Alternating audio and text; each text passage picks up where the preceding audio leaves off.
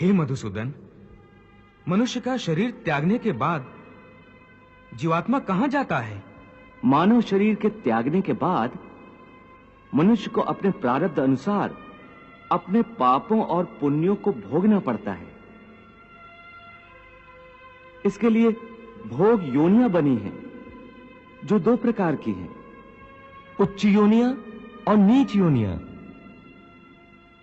एक पुण्य वाला मनुष्य का जीवात्मा उच्च योनियों में स्वर्ग में रहकर अपने पुण्य भोगता है, और पापी मनुष्य का जीवात्मा नीच योनियों में नरक में रहकर अपने पापों को भोगता है। कभी ऐसा भी होता है कि कई प्राणी स्वर्ग नरक का सुख दुख पृथ्वी लोक पर ही भोग लेते हैं।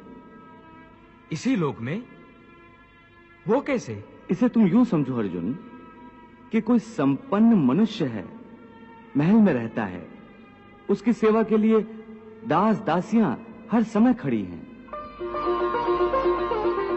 उसका इकलौता जवान बेटा है जिसे वो संसार में सबसे अधिक प्रेम करता है और अपने आप को संसार का सबसे भाग्यशाली मनुष्य समझता है।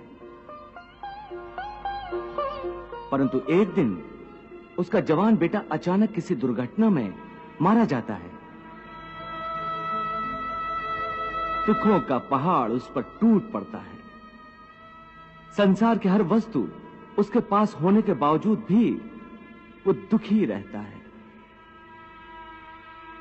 और मरते दम तक अपने पुत्र की मृत्यु की पीड़ा से मुक्त नहीं होता।